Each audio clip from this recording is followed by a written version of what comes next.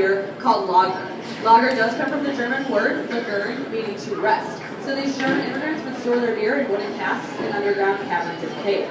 In the mid-1800s, there were more than 50 breweries in the St. Louis area alone, and the only remaining brewery from this time period is Anheuser-Busch. Our history begins with a man named Eberhard Anheuser, who left Germany in 1843, first settling in Cincinnati and then coming here to St. Louis. He was originally trained as a soap manufacturer and actually ended up owning the largest soap and candle company in the area. He decided he didn't like making soap very much, so he bought into the Bavarian Brewery, which opened its doors on these grounds in 1852. By 1860, he bought out all the other investors, becoming the sole owner and changing the name to E. Anheuser and Company. It's about this time that he does meet Adolphus Busch. Adolphus was born in Germany in 1839, and he was the second youngest of 22 children. So we like to say here he had 21 great reasons to leave home and come here, which he did at the tender age of 18, via New Orleans and the Mississippi River. He started working as a clerk down on the riverfront, and by the time he was 21, he had a partnership with a brewing supply business. It's through this enterprise that he does meet Eberhard. Eberhard was so impressed with young Adolphus that he brought him home to meet his family. Most importantly, his daughter Lily. We all know where this is going. Eyes met, sparks flew, and Adolphus Busch and Lily Anheuser were married in 1861. Young Adolphus was very smart, so he came to work for his father-in-law here at the brewery, eventually becoming a partner. Now we have to remember at this time in history, all beer that was brewed was only sold locally. There was no such thing as a national brand.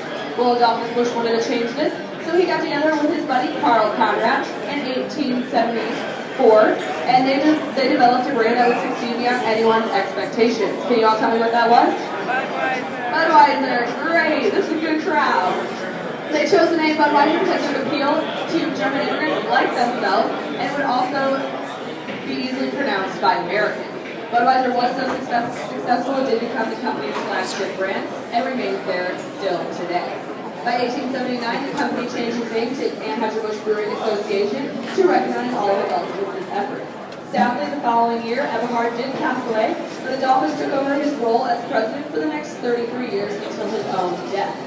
Today, Anheuser-Busch is a wholly owned subsidiary and proud member of Anheuser-Busch InBev. Along with our historic home here in St. Louis, we do have 11 other local breweries across the United States. Now that's enough history for right now. A little bit about your tour today. We'll be walking through our 100-acre facility, visiting our Budweiser, Clydesdale, Haddock, and Stables, our historic brew house, our Beechwood aging cellars, and then ending right back up here at the beer garden. There are two free samples on tour today, one in the brew house and one in the beer garden. So you want to make sure you hold on to that Wild Blue ticket the entire time. That is what you will need to cash in for your free beer. So safety precautions, this is a fully working brewery, so please keep that in mind. Stay on the sidewalks and with Lizzie and myself the entire time.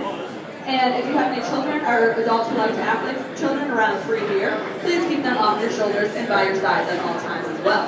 Finally, no eating, drinking, or smoking at any time unless we give you that sample, and photography is welcome the entire time. So if you guys are ready to see some Clydesdales, just follow Lizzie out that back door and have your Wild Blue tickets out.